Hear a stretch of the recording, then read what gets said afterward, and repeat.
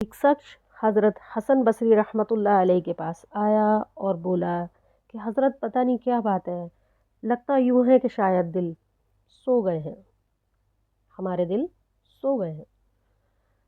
تو انہوں نے کہا وہ کیسے؟ کہا کہ حضرت آپ نصیحتیں کرتے ہیں، وعظ کرتے ہیں، اللہ کی باتیں کرتے ہیں، لیکن دل پر اثر ہی نہیں ہوتا۔ تو حضرت نے فرمایا کہ یوں کہو کہ دل مر گئے ہیں، سو نہیں گئے ہیں، مر گئے ہیں، کیونکہ جو سوتا ہے اس کو جھنجھوڑ کر اٹھایا جا سکتا ہے، لیکن جو مر گیا ہو اس کو جھنجھوڑ کر اٹھایا نہیں جا سکتا۔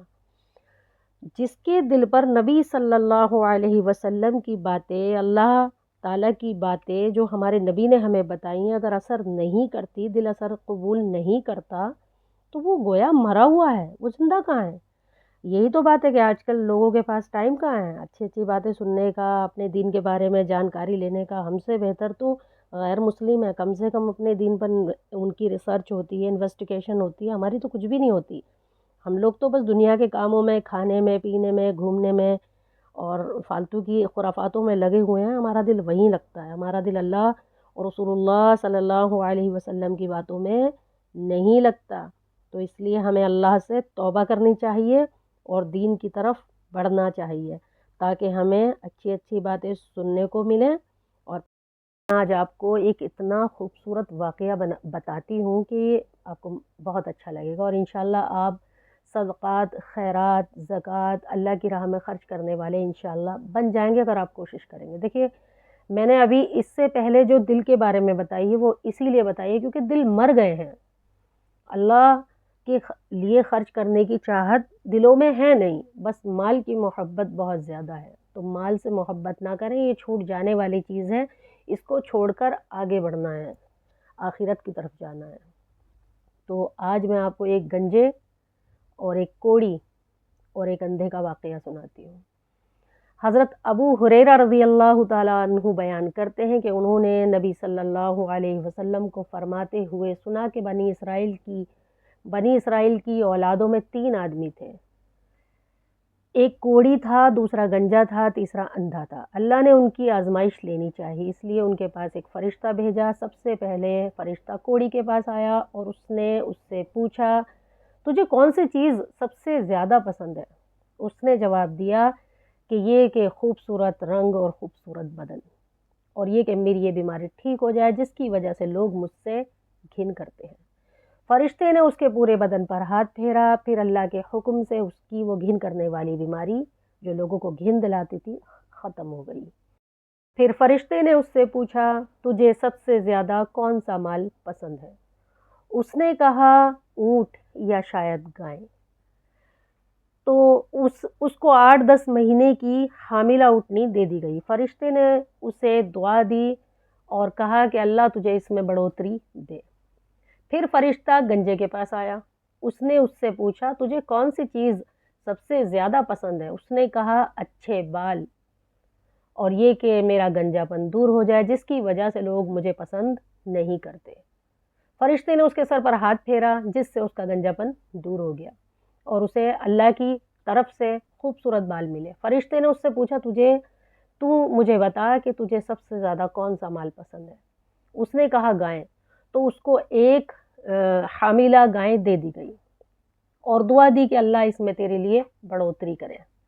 اس کے بعد فرشتہ اندھے کے پاس آیا، اس سے پوچھا، تجھے کون سی چیز سب سے زیادہ پسند ہے؟ اس نے کہا، یہ کہ اللہ میری آنکھ ٹھیک کر دے اور میں لوگوں کو دیکھ لوں۔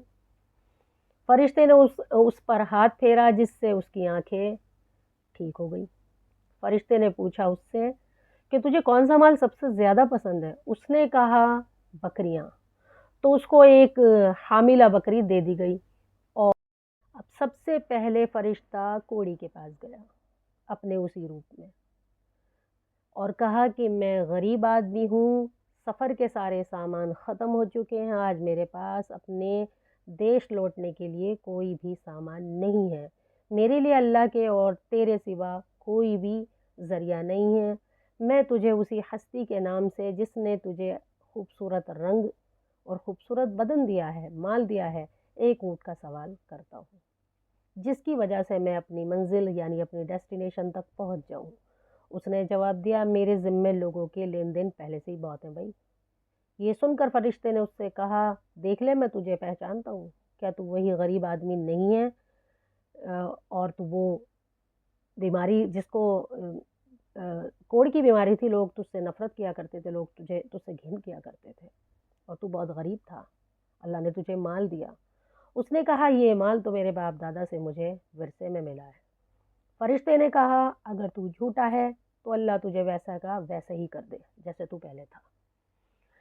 فرشتہ گنجے کے پاس اپنے پہلے ہی بھیس میں آیا اور اس سے بھی وہی کچھ کہا جو کوڑی سے کہا تھا، اور اس گنجے نے بھی وہی جواب دیا جو کوڑی نے دیا تھا۔ تو فرشتے نے اس کو بھی بد دعا دی، اگر تو جھوٹا ہے تو ویسے کا ویسے ہی ہو جا جیسے تو پہلے تھا۔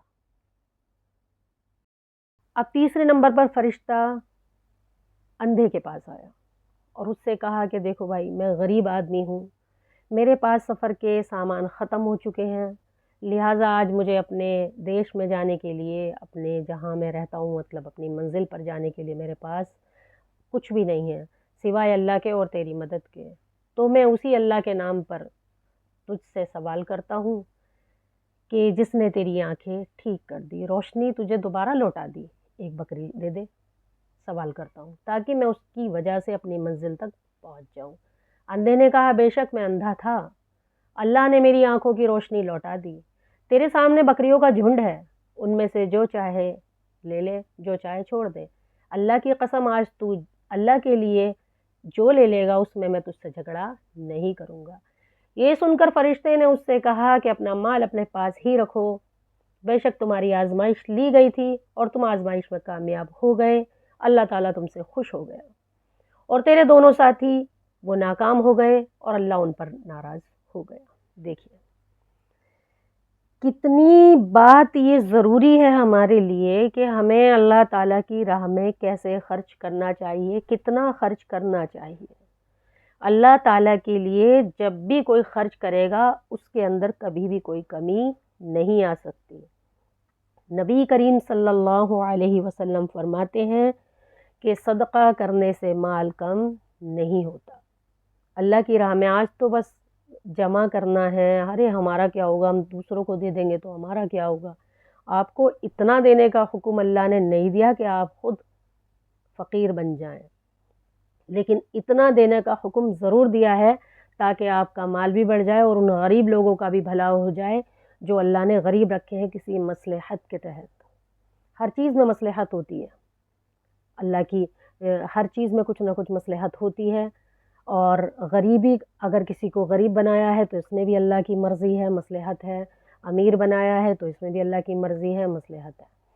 تو اس لیے اللہ کی راہ میں بہت خرچ کرنا چاہیے۔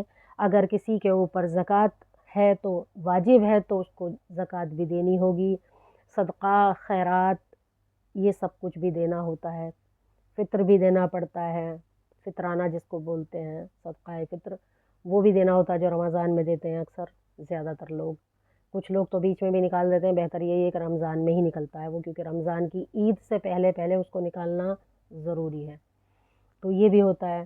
اب آج کل لوگ بس کمانا ہے اور بس کھانا ہے اور اللہ کی طرف ذرا بھی دھیان نہیں دینا ہے۔ اللہ نے کیا کہا کوئی پرواہ نہیں، اللہ کے نبی نے کیا کہا کوئی پرواہ نہیں ہے، نہ سننے کا ٹائم ہے، نہ تھوڑی دیر تعلیم اور دین کی باتوں کو سننے کا ٹائم ہے، نہ بیٹھنے کا ٹائم ہے، اسکرولنگ میں لگے ہوئے ہیں، فلم اور ڈراموں میں لگے ہوئے ہیں، فالتو کی خرافات میں لگے ہوئے ہیں، اس میں خوب ٹائم ہے۔ 10-15 منٹ کی اگر کوئی ویڈیو اللہ سے جڑی ہوئی، اللہ اور نبی صلی اللہ علیہ وسلم سے ریلیٹ کرتی بھی کوئی چیز اگر آپ کے سامنے آ جاتی ہے تو آپ اس کو اسکرول کر کے فوراً اوپر بھگا دیتے ہو تاکہ وہ سننی نہ پڑے، اس میں آپ کا ٹائم خرچ ہو جائے گا، آپ کا دماغ خراب ہو جائے گا۔